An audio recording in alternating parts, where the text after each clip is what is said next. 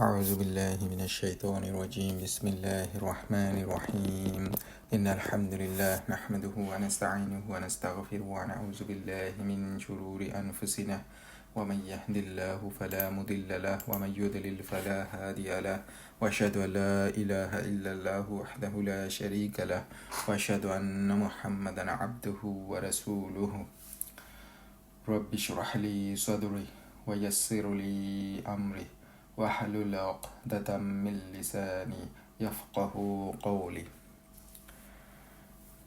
আলহামদুলিল্লাহ, আল্লাহ তাআলা আমাদেরকে অন্যান্য সপ্তাহের মতো আজকেও ইসলামী আকীদা নিয়ে আলোচনা কন্টিনিউ করার তৌফিক দান করেছেন। আমরা এর আগে ইসলামী আকীদা নিয়ে 3 সপ্তাহে আলোচনা করেছি। প্রথম পর্বে ছিল ইসলামী আকীদার অর্থ, গুরুত্ব এবং কোথা থেকে আমরা ইসলামী আকীদা গ্রহণ করব সেই সম্পর্কে। দ্বিতীয় পর্যায়ে আমরা আলোচনা করছি ঈমানের প্রথম রুকুন আল্লাহর উপর বিশ্বাস নিয়ে। তৃতীয় পর্বে আমরা আলোচনা করছি অন্যান্য 4টা ঈমানের রুকুন নিয়ে, যেমন আল্লাহ কিতাবের উপর বিশ্বাস, মালাইকাদের উপর বিশ্বাস, নবী রাসূলদের উপরে বিশ্বাস এবং মৃত্যুর পর পুনরুত্থানের উপরে বিশ্বাস। আজকে আমরা ইনশাআল্লাহ ঈমানের শেষ রুকুন অর্থাৎ 6ষ্ঠ রুকুন তাকদীরের উপরে বিশ্বাস নিয়ে আলোচনা করব। তো তাকদীরের বিশ্বাসকে কেন্দ্র করে মুসলিম উম্মার মধ্যে অনেক মতভেদ এবং বিভ্রান্ত জন্ম নিয়েছে। আমরা ইনশাআল্লাহ সেই বিভ্রান্তি সম্পর্কেও আলোচনা করব। বাট তার আগে আমরা ইনশাআল্লাহ তাকদীরের মূল বিষয় এবং মূল বিশ্বাস, তাকদীরের উপরে কি বিশ্বাস আনতে হবে সেই ব্যাপারে আলোকপাত করব। তো আমাদের আলোচনাটা আমরা ইনশাআল্লাহ 3 ভাগে ভাগ করতে পারি। প্রথম ভাগে আমরা তাকদীরের বিষয়ের কি বিষয়াবলী আছে, কিসের উপরে বিশ্বাস করতে হবে সেই সম্পর্কে আমরা আলোচনা করব। দ্বিতীয় পর্যায়ে আমরা কিছু কমন প্রশ্ন যেগুলো আমাদের মাথায় আসে বা আমাদের যেগুলো তাকদীরকে বুঝতে সহজ হবে সেই সব কিছু প্রশ্ন নিয়ে আমরা তার উত্তরগুলো জানার চেষ্টা করব। এবং তৃতীয় পর্যায়ে তাকদীরের বিশ্বাসের গুরুত্ব ও তাৎপর্য নিয়ে আলোচনা করব ইনশাআল্লাহ।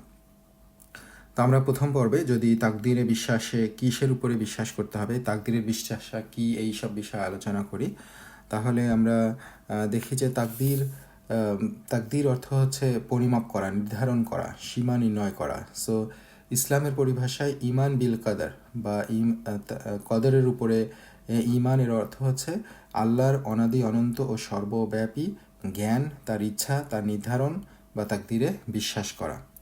অর্থাৎ আমরা বিশ্বাস করি যে এই বিশ্বের ভালো মন্দ, আনন্দ কষ্ট যা কিছু ঘটে আল্লাহর জ্ঞান এবং ইচ্ছা অনুসারে ঘটে। তার জ্ঞান এবং ইচ্ছার বাইরে কিছুই সংঘটিত হয় না। সব কিছুই আল্লাহ নির্ধারিত পরিমাণে সৃষ্টি করেছেন। যেমন আল্লাহ তাআলা সূরা কামারে বলেছেন, আমি প্রত্যেক কিছু সৃষ্টি করেছি নির্ধারিত পরিমাপে। তো আমরা ইনশাআল্লাহ তাকদীরের বিষয়গুলোকে ইসলামী আকীদা ডক্টর আব্দুল্লাহ জাহাঙ্গীর রহিমাহুল্লাহ ওনার বইয়ে তাকদীরের বিষয়গুলোতে 5টা ভাগে ভাগ করা আছে, যে এই 5টা বিষয়ের উপরে আমাদেরকে বিশ্বাস করতে হবে এবং এই 5টা বিষয়ের প্রত্যেকটার উপরেই বিশ্বাস করতে হবে এবং একটা আরেকটার সাথে রিলেটেড। তো আমরা ওই 5টা বিষয় নিয়ে ইনশাআল্লাহ বোঝার চেষ্টা করি। তো প্রথম বিষয়টা হচ্ছে আল্লাহর অনাদি অনন্ত ও সর্বব্যাপী জ্ঞানে বিশ্বাস। তার মানে মুসলিম বিশ্বাস করবে যে আল্লাহ হচ্ছে সর্বজ্ঞানী, সর্বজ্ঞ। কোনো সৃষ্টির জ্ঞানের সাথে আল্লাহর জ্ঞানের কোনো তুলনা হয় না। হ্যাঁ, এবং সৃষ্টির আগেই আল্লাহ তাআলা বিশ্বের সব কিছু কোথায় কিভাবে সংঘটিত হবে সব কিছুই আল্লাহ তাআলা জানেন এবং তার জ্ঞানের কোনো পরিবর্তন নাই। হ্যাঁ, তার জ্ঞান হচ্ছে আদি অনন্ত জ্ঞান। তো আল্লাহ তাআলা সূরা তাআলাকে 12 নম্বর আয়াতে বর্ণনা করছেন, আল্লাহই সৃষ্টি করেছেন সপ্ত আকাশ এবং পৃথিবীও ওগুলোর অনুরূপভাবে ওগুলোর মধ্যে নেমে আসে তার নির্দেশ। ফলে তোমরা বুঝতে পারো যে আল্লাহ সর্ববিষয়ে সর্বশক্তিমান এবং জ্ঞানে আল্লাহ সব কিছুকে পরিবেষ্টন করে রয়েছেন। তার মানে আল্লাহর জ্ঞান সব কিছুকে পরিবেষ্টন করে আছে। তো এটা আল্লাহ তাআলা আরও ডিটেলসে বর্ণনা করছেন সূরা আনআমে, অদৃশ্য জগতের চাবিকাঠি তারই নিকট রয়েছে, তিনি ছাড়া আর কেউই তা জ্ঞাত নয়। স্থল ও জলভাগের সব কিছুই তিনি অবগত আছেন। তার অবগতি ব্যতীত বৃক্ষ থেকে একটি পাতাও ঝরে পড়ে না এবং ভূপৃষ্ঠের অন্ধকারের মধ্যে একটি দানাও পড়ে না। এমনিভাবে কোনো সরস ও নিরস বস্তুও পতিত হয় না। তো আল্লাহ তাআলা জানাচ্ছেন যে একটা গাছের পাতাও তার জ্ঞানের বাইরে না। তার তার তার তিনি এই সম্পর্কেও জানেন। অন্ধকার, ভূপৃষ্ঠের অন্ধকারের মধ্যে একটা দানাও পড়ে না, এটাও তার জ্ঞানের মধ্যে আছে। তার মানে তার জ্ঞান এতটাই ব্যাপ্ত। এবং এটা যখন হয় তখন যে শুধু জানেন তা না, আল্লাহ তাআলা ভবিষ্যতের কথা জানেন, কখন কিভাবে হবে, এবং সৃষ্টির আগেই সেটা জানেন। অর্থাৎ এই পাতাটা যে ঝরে পড়বে, এটা সৃষ্টির আগেই আল্লাহ তাআলা জানেন যে এটা সৃষ্টি হবে, আল্লাহ তাআলা করবেন, এবং এটা এই সময় ঝরে পড়বে। এই সব কিছুই আল্লাহ তাআলার জ্ঞানের অংশ। তারপরে দ্বিতীয় বিষয়ে যদি যাই, আল্লাহর লিখনে বিশ্বাস। তো এখানে হচ্ছে যে আল্লাহ তাআলা তার যে অনাদি অনন্ত অসীম এবং সর্বব্যাপী জ্ঞান, সেটা লাউহে মাহফুজে বা সুস্পষ্ট কিতাবে লিখে রেখেছেন। হ্যাঁ, এটা লিখার ধরনটা আমরা জানি না, এটা কিভাবে আমাদের মতো লেখা না, আমরা জানি না, এটার লিখার ধরনটা কি আমরা জানি না। কিন্তু আল্লাহ তাআলা সব কিছুই, তার যে এই জ্ঞান, তার কোথায় কি হবে, ভবিষ্যতের জ্ঞান, কার তকদিরে কি আছে, কার ভাগ্যে কি আছে, সেই সব কিছুই আল্লাহ তাআলা কিতাবে লিখে রেখেছেন, এক সুস্পষ্ট কিতাবে লিখে রেখেছেন। যেমন আমরা সূরা আনামের যে আয়াতটা দেখলাম, যেখানে আল্লাহ তাআলা একটা পাতাও ঝরে পড়লে সেটাও আল্লাহর জ্ঞানে রয়েছে, এটা বলছেন এই আয়াতের 59 নম্বর আয়াত। এই আয়াতের শেষ অংশে আল্লাহ বলছেন সমস্ত বস্তুই সুস্পষ্ট কিতাবে লিপিবদ্ধ রয়েছে। তার মানে সব কিছুই এক সুস্পষ্ট কিতাবে আল্লাহ তাআলা লিপিবদ্ধ করেছেন। আল্লাহ তাআলা আরও বলেছেন সূরা নামলে, আকাশ ও পৃথিবীতে এমন কোনো গোপন রহস্য নেই যা সুস্পষ্ট কিতাবে নেই।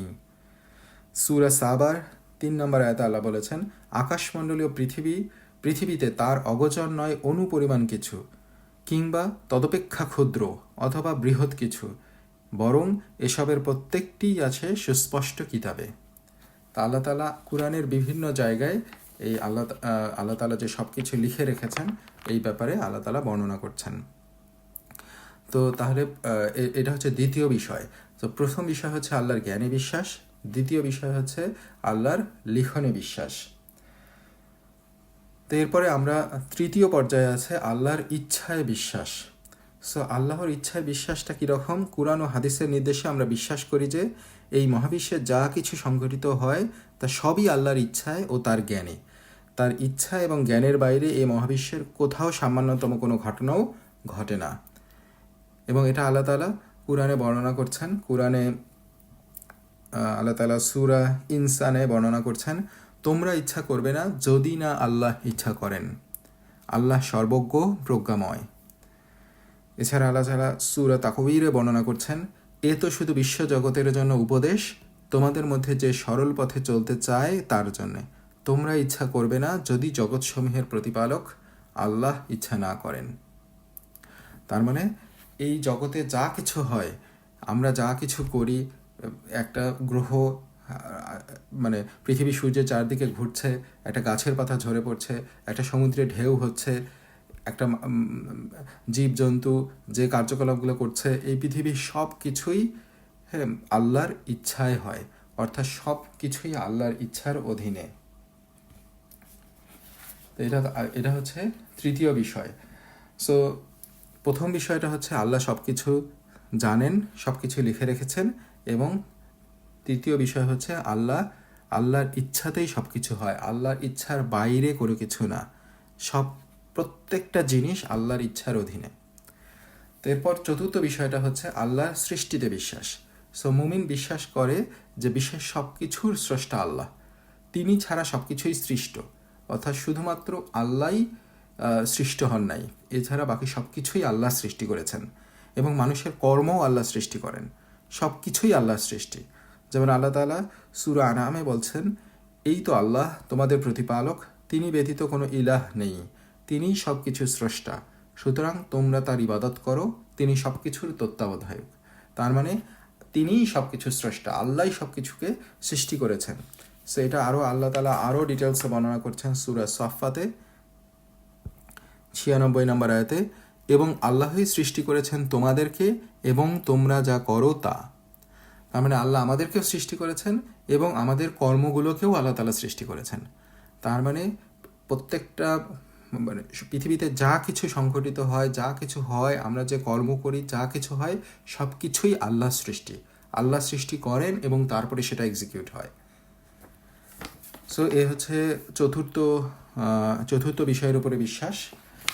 তো পঞ্চম বিষয়ের উপরে বিশ্বাসটা হচ্ছে মানুষের স্বাধীন ইচ্ছা ও কর্মফলে বিশ্বাস। তার মানে এখানে আল্লাহর ইচ্ছা আছে, সেই সাথে সাথে মানুষেরও স্বাধীন ইচ্ছা আছে। এবং স্বাধীন ইচ্ছাটা কীরকম? স্বাধীন ইচ্ছা হচ্ছে যে আল্লাহ তাআলা আমাদেরকে বিচার শক্তি দান করেছেন, জ্ঞান দান করেছেন, এবং তার মানুষ নিজের ইচ্ছায় তার কর্মগুলো করবে এবং তার কর্ম আল্লাহর জ্ঞান ও ইচ্ছা অনুসারে সংগঠিত হবে। এবং মানুষের যে স্বাধীন ইচ্ছা আছে এবং এইটার বিনিময়ে আল্লাহ তাআলা জান্নাত এবং জাহান্নামকে নির্ধারণ করবেন। সো এটা আল্লাহ তাআলা 243 নম্বর আয়াত সূরা ইনসানে বর্ণনা করছেন, আমি তাকে পথ নির্দেশ দিয়েছি, হয় সে কৃতজ্ঞ হবে, না হয় সে অকৃতজ্ঞ হবে। আল্লাহ তাআলা সূরা বালাদে বর্ণনা করছেন, আমি কি তার জন্য সৃষ্টি করিনি দু চক্ষু, তার জিহ্বা ও দু ওষ্ঠ, এবং আমি তাকে কি দুটি পথই দেখাইনি। আল্লাহ তাআলা সূরা শামসে বর্ণনা করছেন, শপথ মানুষের ও তার যিনি তাকে সুঠাম করেছেন, অথবা তাকে তার অসৎকর্ম ও তার সৎকর্মের জ্ঞান দান করেছেন। সেই সফলকাম হবে যে নিজেকে পবিত্র করবে, এবং সেই ব্যর্থ হবে যে নিজকে কলুষিত করবে।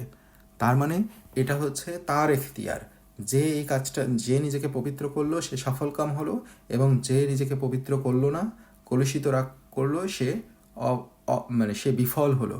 তার মানে আল্লাহ তাআলা, এবং এটাই হচ্ছে মেসেঞ্জার, আল্লাহ তাআলা নবী রাসূলকে পাঠিয়েছেন এটার জন্যই, যে মানুষকে সঠিক রাস্তার জ্ঞান দান করার জন্য। এবং আল্লাহ তাআলা এর বিনিময়ে দেখতে চান এই জ্ঞানটা পাওয়ার পরে কে কীভাবে এটাকে অ্যাকসেপ্ট করে অর রিজেক্ট করে, এবং এর বিনিময়ে আল্লাহ তাআলা জান্নাত এবং জাহান্নাম দান করবেন। তার মানে এই পুরো প্রেক্ষাপটটাই হচ্ছে মানুষের স্বাধীন ইচ্ছার অংশ। কারণ স্বাধীন ইচ্ছা না থাকলে এই সব কিছুই ইররিলেভেন্ট হয়ে যায়, এবং স্বাধীন ইচ্ছা না থাকলে আমরা আল্লাহর ন্যায়পরায়ণতায় বিশ্বাস করতে পারি না। কারণ কারো যদি স্বাধীন ইচ্ছা না থাকে, তাহলে কেন আল্লাহ তাআলা জান্নাত এবং জাহান্নাম নির্ধারণ করবেন? অথচ আল্লাহ তাআলা হচ্ছে ন্যায়পরায়ণ। তাহলে কিসের ভিত্তিতে একজন জাহান্নামে যাবে? তাহলে তো এখানে ন্যায়পরায়ণতার রিফ্লেকশন হলো না। সো আল্লাহ তাআলা ন্যায়পরায়ণ, এবং এই জন্যই আল্লাহ তাআলা আমাদেরকে স্বাধীন ইচ্ছা দান করেছেন, যেই স্বাধীন ইচ্ছার বিনিময়ে আল্লাহ তাআলা দেখতে চান কে কীভাবে সেটাকে ইউজ করে। তো আমরা এই 5টা বিষয়ের উপরে কমপ্লিট বিশ্বাসের মধ্য দিয়ে আমাদের তাকদীরের ইচ্ছা পূর্ণতা লাভ করে।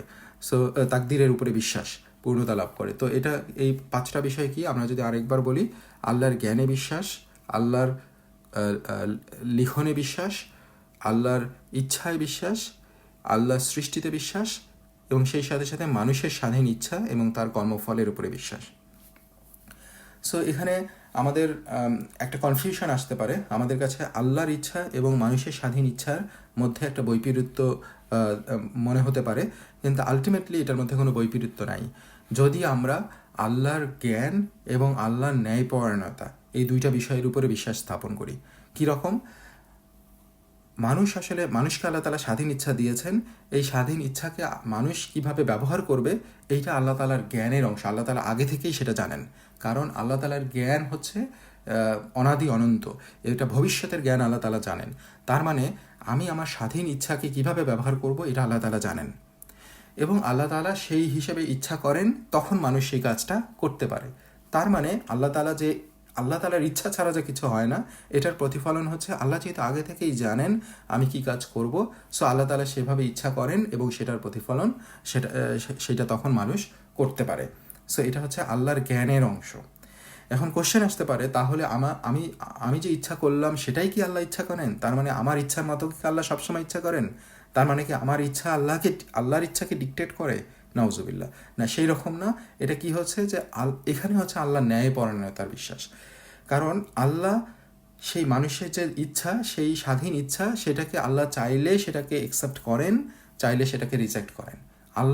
আল্লাহর ইচ্ছা অনুসারে সেটা সংগঠিত হয়।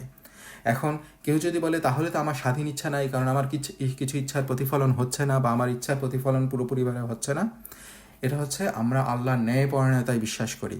তার মানে আমাদের জন্য যেটা, কেউ যদি ভালো কাজ করতে চায়, আল্লাহ তাআলা তাকে কখনো বাধা দেন না, তার বিপরীত ইচ্ছা করেন না। আল্লাহ তাআলা বলেছেন যে কেউ ভালো কাজ করলে, তার দিকে আগায় আসলে আল্লাহ তার জন্য সেটা আরও সহজ করে দেন। তার মানে এটাই হচ্ছে আল্লাহর ন্যায়পরায়ণতা। আমরা আল্লাহর ন্যায়পরায়ণতায় বিশ্বাস করি। আমরা আল্লাহর যে ইচ্ছা, সেটা যে ন্যায়পরায়ণ, জাস্ট এবং আমার কল্যাণের জন্যই আসবে, এটাতে আমরা বিশ্বাস করি। সো সমন্বয়টা হচ্ছে যে আল্লাহর ইচ্ছা ছাড়া কোনো কিছু হয় না এবং মানুষেরও স্বাধীন ইচ্ছা আছে, কিন্তু আল্লাহর জ্ঞানের, আল্লাহর যেহেতু ভবিষ্যতে জানেন, সো আল্লাহ আগে থেকেই জানেন আমি আমার স্বাধীন ইচ্ছাটাকে কীভাবে ব্যবহার করব। সো সেই হিসেবে আল্লাহ তাআলা ইচ্ছা করলে সেই কাজটা আমরা করতে পারি। আবার আল্লাহ তাআলা ইচ্ছা করলে সেই কাজটা, সেই ব্যক্তির সেই ইচ্ছাটাকে হরণও করতে পারেন। এটাই হচ্ছে আল্লাহর ইচ্ছার এখতিয়ার। কিন্তু আল্লাহ তাআলা ন্যায়পরায়ণ, তার মানে আমার জন্য আল্লাহ যেটা ইচ্ছা করবেন সেইটার যোগ্য আমি, আমার যোগ্যতা হিসেবে আল্লাহ তাআলা আমাকে সেই সেই হিসেবেই ইচ্ছা করবেন। আমি যদি জান্নাতের জন্য যোগ্য হই, আমি যদি জান্নাতের পথে ইচ্ছা করতে থাকি, আল্লাহ তাআলা ইনশাআল্লাহ আমার জন্য জান্নাতের রাস্তা সহজ করে দিবেন। কিন্তু আমি যদি অকৃতজ্ঞ হই এবং জাহান্নামের পথে হাঁটতে থাকি, আল্লাহ তাআলা চাইলে আমাকে হেদায়েত দিতে পারেন, অথবা আমাকে আমার জন্য জাহান্নামের রাস্তাই আল্লাহ তাআলা সহজ করে দিবেন। আমার এখানে বলার কোনো সুযোগ নাই যে আল্লাহ তাআলা আমার জন্য এটা ইচ্ছা করছেন, আমার জন্য জাহান্নামকে নির্ধারণ করে দিয়েছেন এবং এটা আমার উপর চাপিয়ে দিয়েছেন, এটা বলার সুযোগ নাই। কারণ আল্লাহ তাআলা আমার জন্য যেটা নির্ধারণ করেছেন সেটারই আমি প্রাপ্য। তো আমরা ইনশাআল্লাহ তাকদীরের মূল বিষয়গুলো নিয়ে বোঝার চেষ্টা করলাম। আমরা যদি তাকদীরের কিছু বিকৃতি নিয়ে আলোচনা করি, সো তাকদীরের বিকৃতি হচ্ছে তখনই আসবে, আমরা দেখব যে মুসলিম উম্মার মধ্যে প্রথম যে বিষয় নিয়ে আকীদার যে বিভ্রান্তি সৃষ্টি হয়েছে সেটার মধ্যে তাকদীর হচ্ছে অন্যতম। তাকদীরের মধ্যে এই বিভিন্ন ফিরকার তৈরি হয়েছে এবং এই তাকদীরের বিশ্বাস যখন যখন আমাদেরকে নিতে হবে এটা গায়েবের বিষয়। হ্যাঁ, এটার এটা কিভাবে আল্লাহ মানে এটা হলো বা এটার রিয়েল প্রকৃতিটা কি, এটা তো আমরা জানতাম না। আল্লাহ যেটা লিখে রাখছেন, আল্লাহ ইচ্ছা করেন, এই সব কিছু এগুলো হচ্ছে গায়েবের খবর, আল্লাহ তাআলা আমাদেরকে জানিয়েছেন। সো আমরা যতক্ষণ পর্যন্ত এই ওহীর এই শিক্ষাটাকে আক্ষরিক এবং সরল অর্থে বিশ্বাস না করব, কুরআন এবং হাদিসে যতটুকু আছে ততটুকু গ্রহণ না করে অতিরিক্ত কিছু বানানোর চেষ্টা করব এবং তর্ক করতে থাকবো, যুক্তিতর্ক দিয়ে ব্যক্তিগত অভিমত, পছন্দ অপছন্দ ইত্যাদির আলোকে বিচার করতে থাকবো, গ্রহণ করতে থাকবো, সংযোজন বিয়োজন করতে থাকবো, তখনই এর মধ্যে, এই বিশ্বাসের মধ্যে মূল বিভ্রান্তি আসবে। এবং এটাই হচ্ছিল মূল বিভ্রান্তির কারণ, যেটা আমরা সময়ের সাথে সাথে মুসলিম উম্মার মধ্যেও দেখতে পারছি। তো যাই হোক, তার আগে আমরা মক্কার কাফিররা তাকদীর বিষয়ে কি বলতো সেটা আমরা যদি একটু দেখি। যে আল্লাহ তাআলা সূরা আনামে বর্ণনা করছেন, যারা শিরক করেছে তারা বলবে আল্লাহ যদি ইচ্ছা করতেন তবে আমরা ও আমাদের পূর্বপুরুষগণ শিরক করতাম না। এভাবে তাদের পূর্ববর্তীগণও কুফরি করেছিল, অবশেষে তারা আবার শাস্তি ভোগ করেছিল। বলো, তোমাদের নিকট কোনো এলম আছে? থাকলে আমার নিকট তা পেশ করো। তোমরা শুধু ধারণারই অনুসরণ করো এবং শুধু মিথ্যাই বলো। তো এই অংশের, আয়াতের এই অংশটুকুতে আল্লাহ তাআলা বলছেন যে মক্কার মুশরিকরা কি করতো, তারা আলটিমেটলি শিরক করতো এবং তারা বলতো এটা আল্লাহর ইচ্ছাতেই হচ্ছে, আল্লাহ তাদের উপরে সন্তুষ্টর জন্যই হচ্ছে, আল্লাহ না চাইলে তো তারা এই শিরকটা করতে পারতো না। যেমন তাদের যুক্তিগুলো এরকম ছিল যে তিনি চাইলে আমাদেরকে হিদায়াত দান করতেন, এতে বোঝা যায় যে তিনি চাইলে আমরা শিরক করতাম না, এতে বোঝা যায় তিনি চান বলেই আমরা শিরক করি এবং তিনি চান জন্যই আমরা শিরক করি, তার মানে এতে বোঝা যায় যে তিনি আমাদের কর্মে সন্তুষ্ট আছেন। তো এইভাবে তারা তাদের যুক্তিগুলোকে সাজাতো। অথচ আল্লাহ তাআলা সেটাই তাদেরকে ধমক দিয়ে বলছেন যে তোমাদের কাছে কোনো এলম আছে যে তোমরা যে এই দাবিটা করছো, এই যে ধারণা করে এই যে যুক্তিগুলো পেশ করছো, এটার বিনিময়ে এটার এগেইনস্টে বা এটার পিছনে কি তোমাদের কোনো ওহী আছে, এলম আছে, যে এলমটা আল্লাহ তাআলা, যে জ্ঞানটা আল্লাহ তাআলা তোমাদেরকে দান করেছেন? তো তোমাদের কাছে তো এলম নাই, তোমরা তো ধারণারই অনুসরণ করো। সেটাই আল্লাহ তাআলা বলছেন যে তোমরা শুধু ধারণারই অনুসরণ করো এবং শুধু মিথ্যাই বলো। এবং ধারণা মানে তোমরা ধারণা করে যে কথাগুলো বলছো এগুলো হচ্ছে শুধু মিথ্যা। তোমরা এই মিথ্যা দাবিগুলো আল্লাহর উপরে চাপিয়ে দাও, মিথ্যা দাবিগুলো আল্লাহর সম্পর্কে বলো। অথচ সত্যিটা হচ্ছে আল্লাহ তাআলা সত্যটাও আমাদের কাছে জানিয়ে দিয়েছেন এবং চূড়ান্ত প্রমাণ রয়েছে আল্লাহর কাছেই। সো আল্লাহ তাআলা শিরক পছন্দ করেন না। সো এবং আল্লাহ তাআলা চান যে আমরা আল্লাহ তাআলার শিরক মুক্ত আকীদা পোষণ করি। সো এই হচ্ছে কাফির মুশরিকরা যেটা বলতো। এবং অনেক ক্ষেত্রে আবার মানে এই এক্সট্রিম যে আকীদাগুলো আসছে এই তাকদীরের ব্যাপারে, তার দুইটা হচ্ছে কাদারিয়া এবং জাবারিয়া। তো কাদারিয়া এবং জাবারিয়ার মধ্যে পার্থক্যটা হচ্ছে, এক পক্ষ যারা কাদারিয়া তারা হিজরি প্রথম শতকের শেষের দিকেই তাদের উদ্ভব। সো তাদের আকীদা হচ্ছে যে আসলে তাকদীর বলে কিছু নাই, মানুষের কর্মই আসলে সব, মানে মানুষ নিজের ইচ্ছাতেই এবং নিজেই সেই কর্মটা করে। এবং এক্সট্রিম গ্রুপ মনে করে যে আলটিমেটলি মানুষ যতক্ষণ না সে কর্মটা করছে ততক্ষণ পর্যন্ত আল্লাহ জানে না যে সে কী কর্ম করবে। যখন সে করে তখন সে আল্লাহ সেটা জানতে পারে। তো এই হচ্ছে কাদারিয়াদের আকিদা। তারা আল্লাহ মানে তাকদির বা ভাগ্যের পূর্ব লিখন এটাকে পুরোপুরিভাবে অস্বীকার করে। আবার অপোজিট ধারণা পোষণ করা হচ্ছে জাবারিয়ারা মনে করে যে সব কিছুই আল্লাহর ইচ্ছাতে হয়, এখানে সব কিছুই পূর্ব নির্ধারিত এবং সব কিছুই আল্লাহ যেটা চান সেটাই হয়, এখানে মানুষের স্বাধীন ইচ্ছার কোনো অংশ নাই। এটা হচ্ছে যে ওই মানে পুতুল নাচের মতো, যে যেমন করে নাচাও তেমন করেই নাচে। সো এই হচ্ছে জাবারিয়াদের আকিদা, কিন্তু এটাও হচ্ছে এক এক্সট্রিম আকিদা। এবং এটাতে কি হয়েছে যে কাদারিয়াদের ক্ষেত্রে তারা আল্লাহর মানে আল্লাহর ন্যায়পরায়ণ জ্ঞানকে অস্বীকার করেছে। অর্থাৎ আল্লাহ তাআলা যে আগে থেকেই ভবিষ্যৎ জানেন এটাকে তারা অস্বীকার করেছে, তাকদিরের এই বিষয়টাকে তারা অস্বীকার করেছে। আর অপর দিকে জাবারিয়া তারা আল্লাহর ন্যায়পরায়ণতাকে অস্বীকার করেছে। তারা আল্লাহর উপরেই সব কিছু বলেছে যে আল্লাহর ইচ্ছাতেই সব কিছু হয় এবং আল্লাহই সব কিছু জানেন, এখানে মানুষের কিছু করণীয় নাই। তাহলে আল্লাহ তাআলা যে জান্নাত এবং জাহান্নাম দেবেন, আল্লাহ তাআলা যে অনেক পাপীকে ক্ষমা করে দেবেন, আল্লাহ তাআলা যে ন্যায়পরায়ণ, এই বিষয়টাকে তারা অস্বীকার করে ফেললো। হ্যাঁ, তারা আল্লাহর এই গুণটাকে অস্বীকার করলো। অথচ আমরা যেটা আলোচনা করলাম, আমাদের মুসলিম হিসেবে আমাদের আকিদা হবে আল্লাহর জ্ঞানেও বিশ্বাস এবং আল্লাহর ন্যায়পরায়ণতাতেও বিশ্বাস, আল্লাহর ইচ্ছা, আল্লাহর লিখন, আল্লাহর জ্ঞান এতেও বিশ্বাস এবং মানুষের স্বাধীন ইচ্ছা এবং মানুষের কর্ম ও তার কর্মফলের উপরেও বিশ্বাস। তো আমরা ইনশাআল্লাহ প্রথম পর্বের আলোচনাটা এখানে শেষ করলাম। এরপরে আমরা ইনশাআল্লাহ কিছু কমন প্রশ্ন এবং সেগুলোর উত্তর জানার চেষ্টা করবো ইনশাআল্লাহ। তো আমাদের প্রথম প্রশ্ন, কদর বা তাকদীর এটা কি কখনো চেঞ্জ হয় নাকি এটা নির্দিষ্ট? কারণ আমরা অনেক সময় শুনি যে আমাদের দোয়ার বিনিময়ে বা আত্মীয়তার সম্পর্ক রক্ষার বিনিময়ে আল্লাহ তাআলা আমাদের রিজিক বৃদ্ধি করেন, আমাদের হায়াত বৃদ্ধি করেন। তাহলে তাকদীর যদি নির্দিষ্টই হয় তাহলে আমাদের এই হায়াত রিজিক কেন হ্রাস বৃদ্ধি হচ্ছে? সো এটার সমন্বয়টা কী?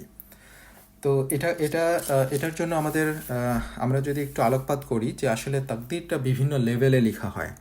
যেমন আমরা আল্লাহ তাআলা আমরা যেটা নবী পাক সাল্লাল্লাহু আলাইহি ওয়াসাল্লামের হাদিস থেকে জানছি যে আল্লাহ তাআলা সব কিছু সৃষ্টির 50,000 বছর আগে আল্লাহ তাআলা কলমকে সৃষ্টি করছেন এবং সেই কলম সব তাকদীর লিখে ফেলছে। পৃথিবীতে কে কি আসবে, কে কি করবে, কে কি হবে, এই সব কিছুই আল্লাহ তাআলা লিপিবদ্ধ করেছেন এবং তারপরে কলমকে শুকিয়ে ফেলা হয়েছে।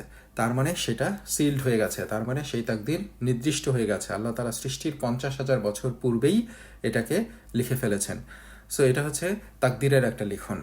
তারপরে আরেক পর্যায়ে লিখন হচ্ছে, আমরা জানি যখন আল্লাহ তাআলা আদম আলাইহিস সালামকে সৃষ্টি করলেন, এরপরে আদম আলাইহিস সালামের পরে তার সব ডিসেন্ডেন্ট যারা আসবে তার রূহগুলোকে একত্রিত করলেন সৃষ্টির শেষ পর্যন্ত যত রূহ আসবে, এবং তাদের থেকে কমিটমেন্ট নিলেন যে তারা তাদের স্রষ্টা হচ্ছে আল্লাহ, এই ব্যাপারে তাদের কাছে ওয়াদা নিলেন এবং তাদের কাছে স্বীকৃতি নিলেন।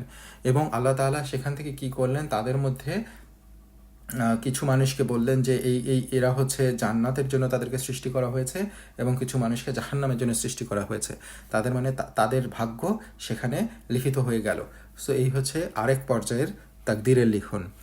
এরপরে আমরা আরেকটা পর্যায়ে জানি, যখন প্রত্যেকটা মানুষের আত্মা যখন তার রূহ যখন তার মাতৃগর্ভে আসে, তখন ফেরেশতারা তাদের জন্য তাকদীরগুলোকে লিপিবদ্ধ করেন এবং সেখানে তার জন্ম, মৃত্যু, তার বিভিন্ন জীবনের বিভিন্ন পর্যায়ে সে সফলকাম হবে নাকি বিফলকাম হবে, এই সব কিছু সম্পর্কে সেখানে লিপিবদ্ধ করা হয়।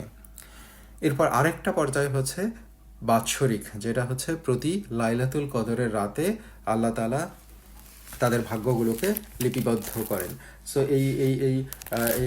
এটা হচ্ছে প্রত্যেক লাইলাতুল কদরে, যেমন আমরা একটা হাদিস থেকে জানি, যেটা হচ্ছে ইবনে আব্বাস রাদিয়াল্লাহু তাআলা আনহু সেটা বলছেন যে এই রাতে সে তার প্রভিশন কি হবে, এই রাতে কে জন্ম নেবে, কে মৃত্যুবরণ করবে, বৃষ্টি কি হবে, কে হজ করবে, কে করবে না, এই বিস্তারিত বিষয়গুলো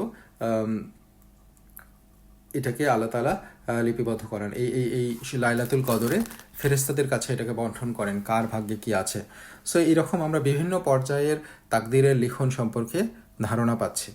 তো এখন নবী পাক সাল্লাল্লাহু আলাইহি ওয়াসাল্লামের হাদিস থেকে আমরা যেটা জানতে পারি যে নবী পাক সাল্লাল্লাহু আলাইহি ওয়াসাল্লাম বলেছেন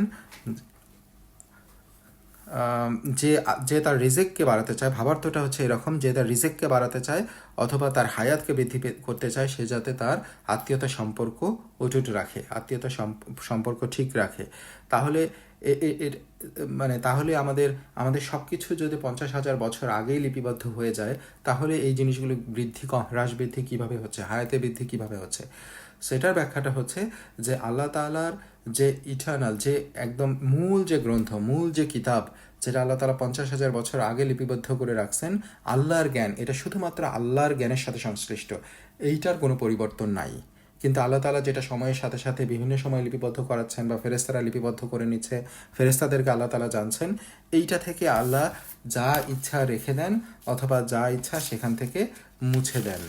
যেমন আল্লাহ তাআলা সূরা রাদের 39 নম্বর আয়াতে বলছেন, আল্লাহ যা ইচ্ছা তা নিশ্চিহ্ন করেন এবং যা ইচ্ছা তা প্রতিষ্ঠিত রাখেন এবং তারই নিকট আছে কিতাবের মূল।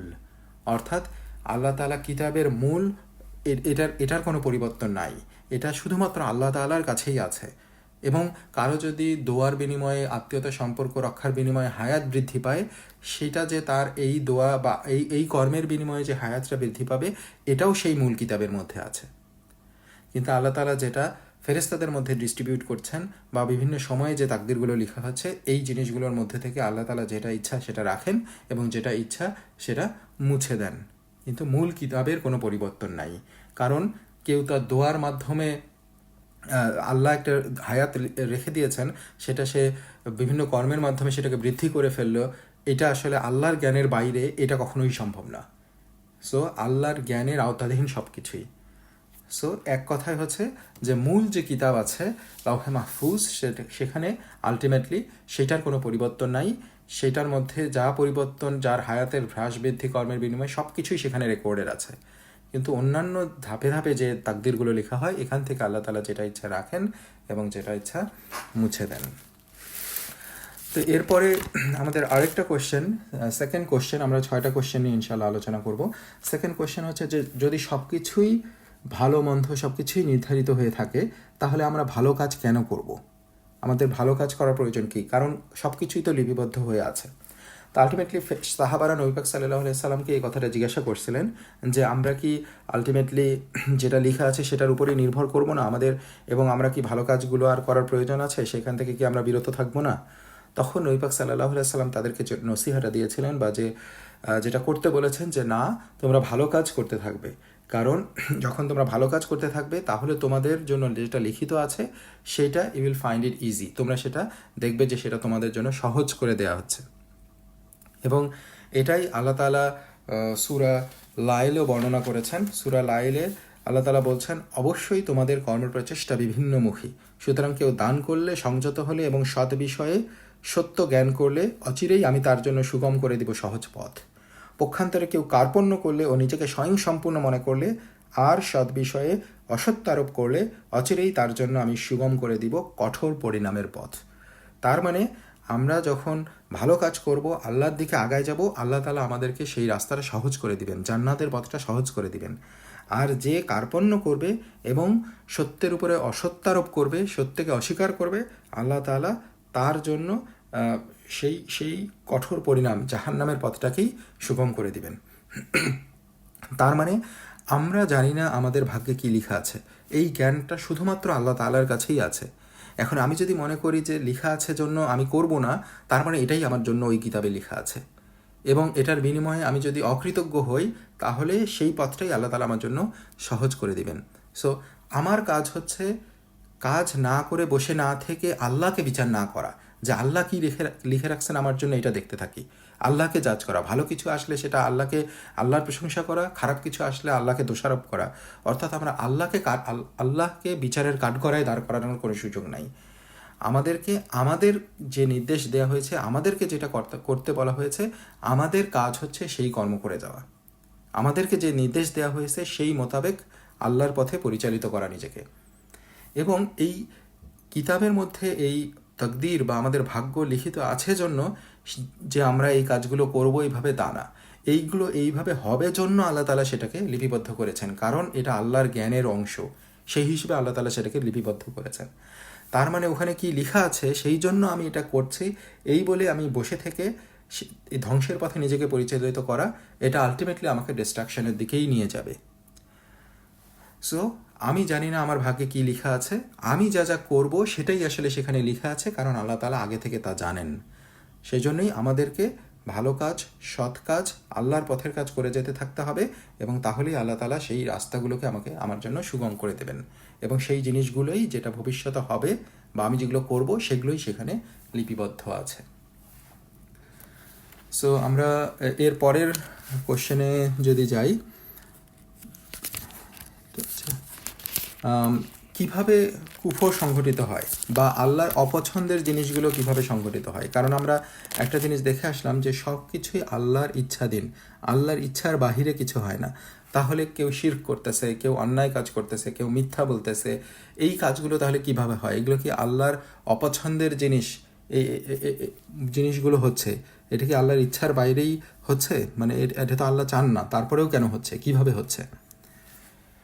সো এক্ষেত্রে আমাদের যে জিনিসটা জানা দরকার, যেটা হচ্ছে আল্লাহর যে ইচ্ছা, সেই ইচ্ছাগুলো দুই ধরনের ইচ্ছা। একটা হচ্ছে ইউনিভার্সাল প্রি অর্ডেন্ড উইল, সেটা কীরকম? এটা হচ্ছে যে ইউনিভার্সাল, এটা হচ্ছে সৃষ্টিগত, ক্রিয়েশনাল, এইটা এইভাবেই হবে, আল্লাহ তাআলার ইচ্ছা এটা। অর্থাৎ এটা হচ্ছে মানে এইগুলোকে, এই বৈশিষ্ট্যগুলোকে আল্লাহ তাআলা তৈরি করেছেন যে এটার একটার কনসিকুয়েন্স হিসেবে আরেকটা আসে। যেমন কেউ ওবেনিয়েন্স হলো ওবেডিয়েন্স হবে নাকি বাধ্য হবে নাকি অবাধ্য হবে, কেউ আল্লাহ সন্তুষ্টিপ্রাপ্ত হবে নাকি অসন্তুষ্টিপ্রাপ্ত হবে, এবং কুফরি বা বিশ্বস্ত হওয়া, এই জিনিসগুলো এই জিনিসগুলো হচ্ছে যে ভালো কাজ করবে সে ভালো ফল পাবে, যে খারাপ কাজ করবে সে খারাপ ফল পাবে। এই রুলসগুলো, এই ইচ্ছাগুলো আল্লাহ তাআলার, এগুলো হচ্ছে সৃষ্টিগত রুল, এগুলো হচ্ছে ইউনিভার্সাল উইল। এখানের সাথে আল্লাহর প্লিজিং বা ডিসপ্লিজিংয়ের কোনো সম্পর্ক নাই। সো এগুলো যেভাবে হওয়ার কথা, পৃথিবীর যে রুলগুলো আল্লাহ তাআলা সৃষ্টি করছেন, একটার বিনিময়ে আরেকটার রেজাল্ট, এই সব কিছু এইগুলো হচ্ছে এইভাবেই হবে। এটা হচ্ছে আল্লাহর সৃষ্টিগত ইচ্ছা, এটা হচ্ছে ইউনিভার্সাল।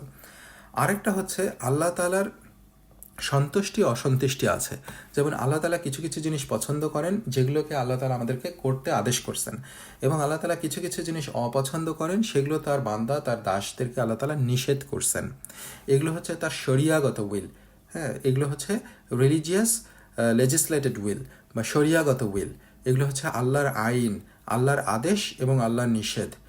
এখন এইটা হচ্ছে বান্দাকে যেহেতু আল্লাহ তাআলা পরীক্ষা করতে চান, সেই জন্য আল্লাহ তাআলা চুজ করছেন যে বান্দা চাইলে এগুলোর ভায়োলেট করতে পারবে, অথবা এগুলোর পক্ষে এগুলোর দিকে আসতে পারবে।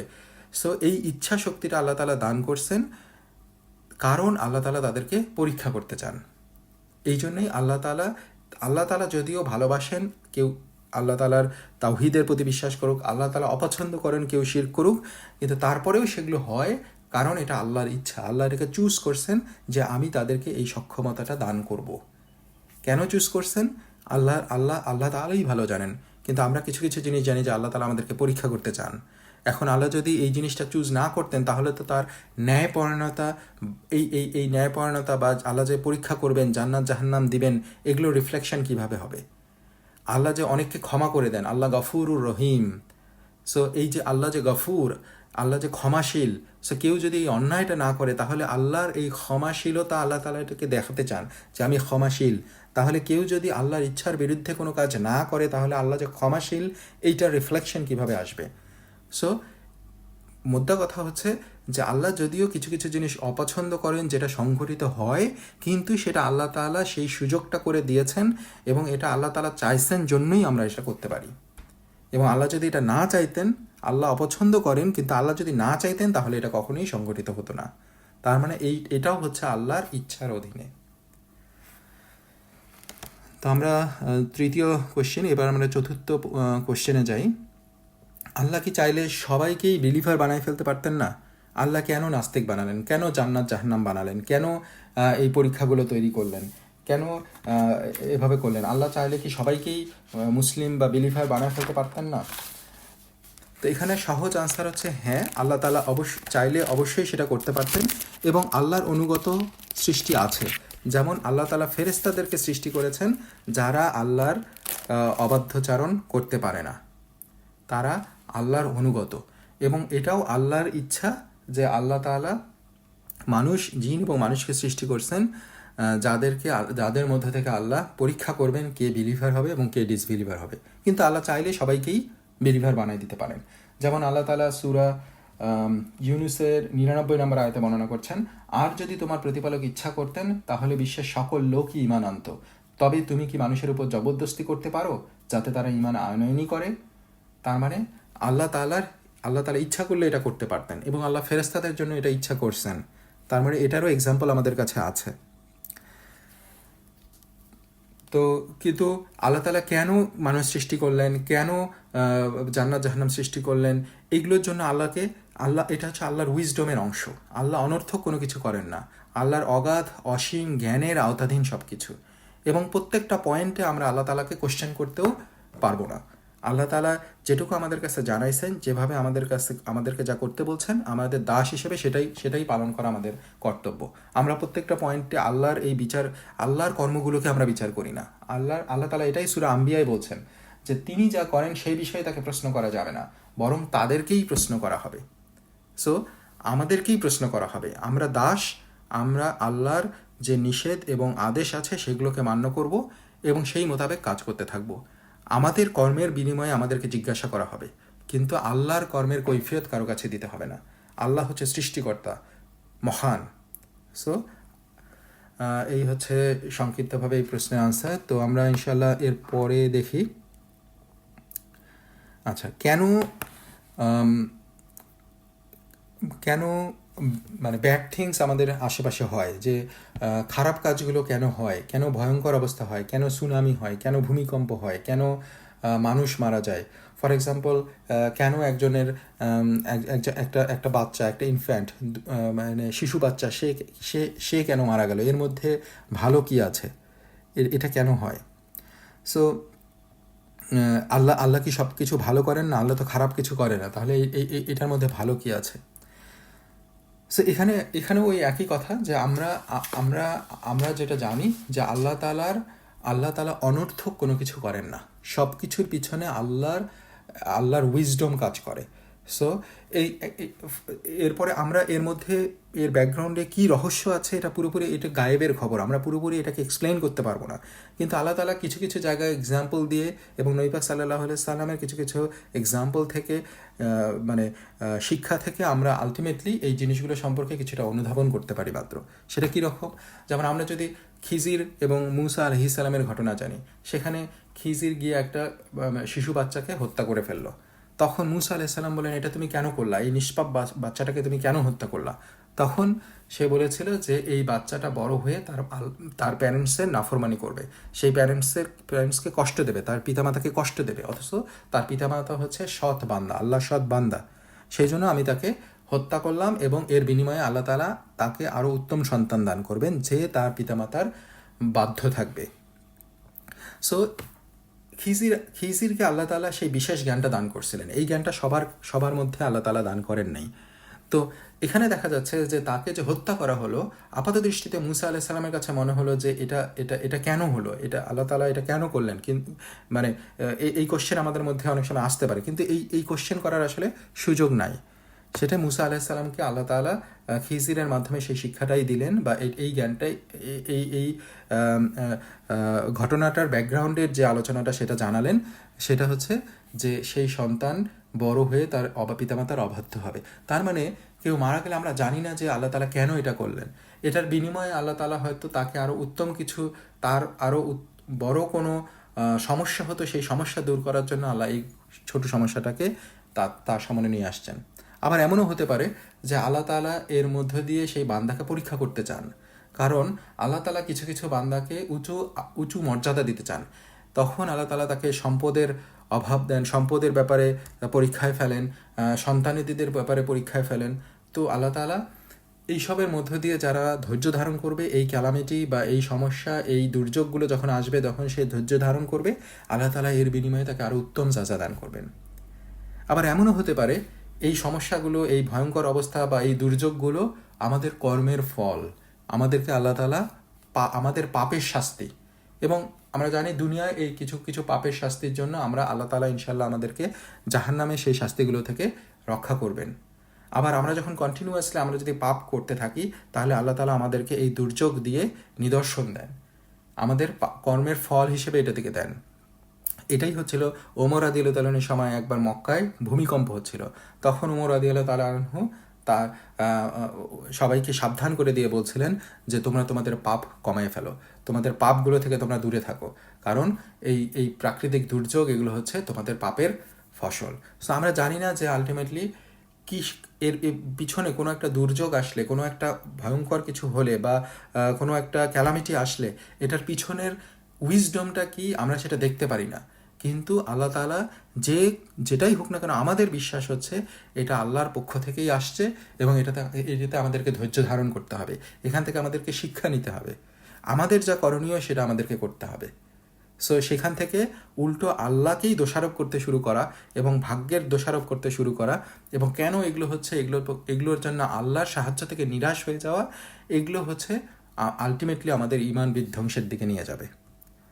সো অ্যাজ এ মুসলিম আমরা বিলিভ করব যে কোনো ক্যালামিটি, এগুলো যে কোনো ভয়ঙ্কর অবস্থা, যে কোনো দুর্যোগ, এগুলো আল্লাহর পক্ষ থেকেই আসতেছে এবং এটার বিনিময়ে আল্লাহ তাআলা হয় আমাদেরকে পরীক্ষা করছেন, অথবা আমাদেরকে আরও উত্তম কিছু দিতে চাচ্ছেন, অথবা আমরা পাপ করছি যেটার বিনিময়ে আল্লাহ তাআলা এটাকে শাস্তি হিসেবে আমাকে দিচ্ছেন। সো আমাদেরকে পাপ থেকে দূরে চলে আসতে হবে, বা আল্লাহ তাআলা আমার আরও কোনো বড় বিপদ আছে সেটা থেকে, এই ছোট বিপদের মধ্য দিয়ে আমাদেরকে সেটা থেকে পার করাচ্ছেন।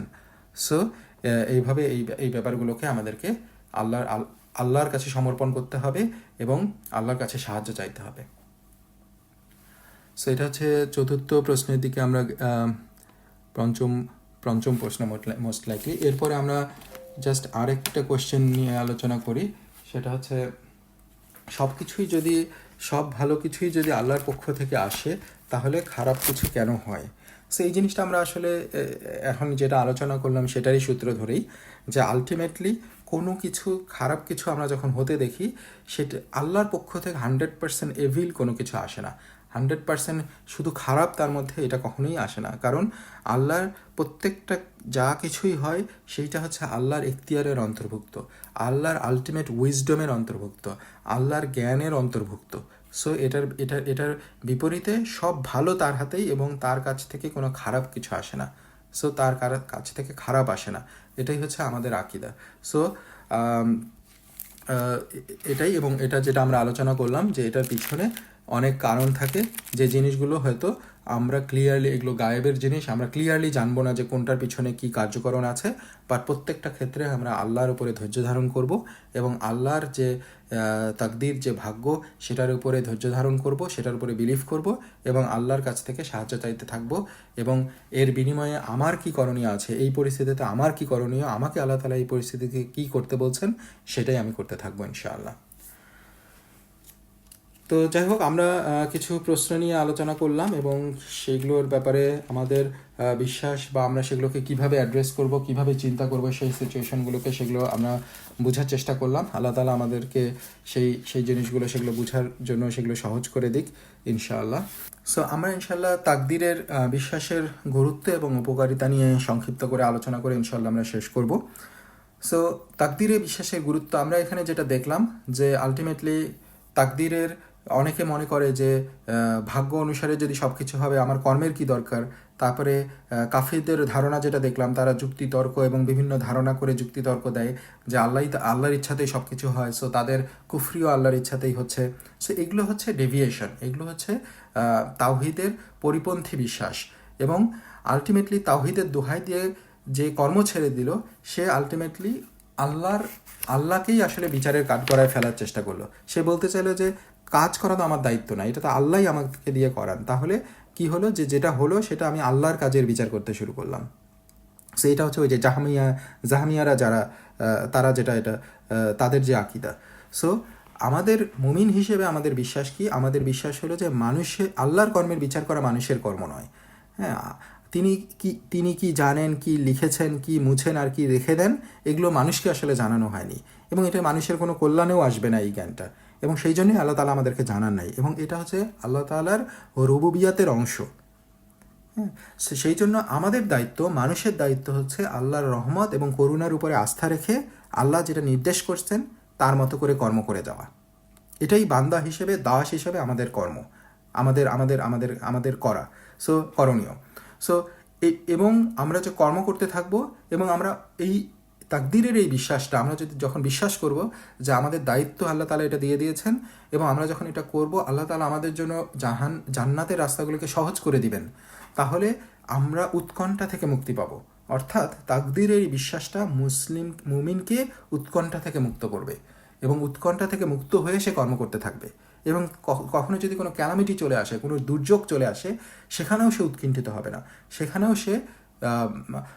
সে আল্লাহর প্রতি আল্লাহর সান্নিধ্যেই আগায় যাবে, কারণ সে বিশ্বাস করে তার ভাগ্যে যেটা হলো, তার জন্য যেটা আসলো, আল্লাহ তাআলা তাকে যেটা দিলেন সেটা আল্লাহর পক্ষ থেকে, এবং এটার পিছনে আল্লাহর একটা উইজডম আছে, এটা আল্লাহর কন্ট্রোলে আছে, এবং আল্লাহর ইচ্ছাতেই এই জিনিসগুলো হচ্ছে। সো বান্দা হিসেবে আমার এখানে যেটা করণীয়, আমাকে করে যেতে হবে। আমার করণীয় আল্লাহকে দোষারোপ না করা, আমার করণীয় আমার ধৈর্য ধারণ করা, আমার করণীয় আল্লাহ কেন এই দুর্যোগটা আমাকে দিলেন, সেখানে আমি কি পাপের মধ্যে আছি কিনা সেগুলো নিয়ে কন্টেমপ্লেট করা, সেটা করে থাকলে সেখান থেকে নিজেকে দূরে সরে নিয়ে আসা। সো সো এইভাবে একটা মুমিন সেই উৎকণ্ঠা থেকে সে মুক্তি পায়।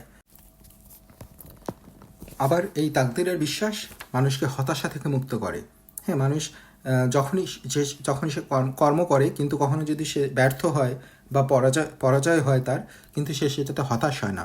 সে বিশ্বাস করে আল্লাহর ইচ্ছা ও জ্ঞান অনুযায়ী সে ফল পেয়েছে, নিশ্চয়ই এর মধ্যে কোনো কল্যাণ নিহিত আছে, এবং সে এটাও জানে যে তার প্রচেষ্টা এবং কর্মের জন্য সে অবশ্যই আল্লাহর কাছে পুরস্কার পাবে। কাজেই সে হতাশ না হয়ে নিজের কর্মের ভুল দূর করে আল্লাহর নির্দেশ মতো কাজ করতে চেষ্টা করবে, এবং এর যে ফলাফল, এটার দায়িত্ব আল্লাহ তাআলার উপরে ছেড়ে দিবে। কারণ আল্লাহ ন্যায়পরায়ণ, আল্লাহ ক্ষমাশীল। তার যদি নিয়ত ভালো থাকে, তার যদি সর্বোচ্চ চেষ্টা সে করতে থাকে, তার ভুলগুলো আল্লাহ ক্ষমাশীল হিসেবে আল্লাহ ক্ষমা করবেন, এবং আল্লাহ ন্যায়পরায়ণ, অর্থাৎ সে যে কাজগুলো করছে এটার বিনিময়ে ইনশাআল্লাহ আল্লাহ তাকে উত্তম প্রতিদান দান করবেন, এবং তার জন্য যেটা শ্রেষ্ঠ, যেটা ভালো, সেটাই আল্লাহ তাআলা করবেন। সেই জন্য হতাশা থেকে এই তাকদীরের বিশ্বাস মানুষকে মুক্ত রাখে। আবার অহংকার এবং অতি উল্লাস থেকেও মুক্ত রাখে। কীরকম? যে আমরা যখন কোনো কিছু অর্জন করি দুনিয়ায়, তখন অনেক সময় আমরা অহংকারী হয়ে যাই, আমরা মনে করি এটা আমি এই কর্ম করে আমি এটা পাইলাম। সো এটা আমাকে অহংকারী করে তোলে, আমাকে অতি উল্লসিত করে তোলে। কিন্তু তাকদীরের বিশ্বাস আমাকে জানাচ্ছে যে আমার আসলে সক্ষমতা কতটুকু, এটা আল্লাহর ইচ্ছাতেই হয়, আল্লাহ চান জন্যই এটা হয়, এবং এই ভালো যেটা আমার জন্য আসছে, যে সফলতা আমার জন্য আসছে, সেটা আল্লাহর পক্ষ থেকেই আসছে, আল্লাহ চাইছেন জন্যই আসছে, আল্লাহ না চাইলে এটা কখনোই আসতো না। সো আমি আল্লাহর কাছে আরও অনুগত হব, তার জন্য নিজেকে সঁপে দিব। আমার যখন ভালো কিছু আসবে, আমি যখন কোনো সফলতা পাবো, আমি অহংকারী অতি উল্লসিত না হয়ে আমি আরও সাবমিসিভ হব, আল্লাহর অনুগত আরও হব। তাকদীরের বিশ্বাস আমাদেরকে সিরাতুল মুস্তাকিমের পথে রাখতে সাহায্য করে, চ্যালেঞ্জকে ফেস করতে সাহায্য করে, যেরকম সাহাবীদেরকে সাহায্য করছিল। হ্যাঁ, কারণ কঠিন অবস্থার মধ্যে এটাকে আমাদেরকে স্টেডফাস্ট রাখে। কারণ কঠিন অবস্থায় আমরা মুসলিমরা বা মুমিনরা, তারা পরাজয়ের হতাশা, হাহুতাশ, এই গ্লানি, এই সব থেকে তাকদীরের বিশ্বাস তাকে রক্ষা করবে। কারণ সে জানে যে আলটিমেটলি সে যদি আল্লাহর রাস্তায় কাজ করে, আল্লাহর নির্দেশিত পথে চলে, তাহলে যে কোনো পরাজয়, যে কোনো কিছু, যে কোনো গ্লানি আসুক না কেন, সেটা মুমিনকে সম্মানিত করবে। সে যতক্ষণ পর্যন্ত আল্লাহর পথে সে জিনিসটা করবে, সে যতক্ষণ পর্যন্ত আল্লাহর রাস্তায় থাকবে। সো তাকে সেই সিরাতুল মুস্তাকিমের পথে রাখতে এই তাকদীরের বিশ্বাস আমাদেরকে সাহায্য করে, এবং তাকদীরের বিশ্বাস আমাদেরকে আল্লাহর উপর নির্ভরশীল করে তোলে। কারণ আমরা যেহেতু জানি যে সব কিছুই আল্লাহর জ্ঞানের অংশ, সব কিছুই আল্লাহর এখতিয়ারের আওতাধীন, সব কিছুই আল্লাহর ইচ্ছার আওতাধীন, সব কর্ম আল্লাহ তাআলা সৃষ্টি করেন, তার মানে আমরা আরও বেশি আল্লাহ তাআলার অনুগত হব, আল্লাহ তাআলার কাছে সাবমিসিভ হব, তার উপর নির্ভরশীল হব। এই আল্লাহ তাআলার উপর নির্ভরশীলতা আমাদের বাড়াতে তাকদীরের বিশ্বাস আমাদেরকে সাহায্য করে। তাকদীরের বিশ্বাস আমাদেরকে বিভিন্ন ম্যাজিক আর ভবিষ্যৎ বক্তা, এদের কাছে যায়, এইসব থেকে আমাদেরকে দূরে রাখবে। আমরা ওই বিভিন্ন জনের কাছে গিয়ে আমার হাত দেখানো, টিয়া পাখি দিয়ে আমার ভাগ্য নির্ধারণ করা, এইসব থেকে আমি দূরে থাকবো। কারণ আমি বুঝবো যে এইসবের আসলে কোনো ভ্যালু নেই, এইসব হচ্ছে শিরক এবং এইসব হচ্ছে মিথ্যা। সো এই সব কিছুই হচ্ছে আল্লাহর পক্ষ থেকে, এবং আমার তাকদিরে যা লেখা আছে তা টিয়া পাখি কেন কারো দ্বারাই জানা সম্ভব না, এবং সেই জ্ঞানটা শুধুমাত্র আল্লাহ তাআলার কাছেই আছে। সো আল্লাহ তাআলাই গায়েবের খবর জানেন।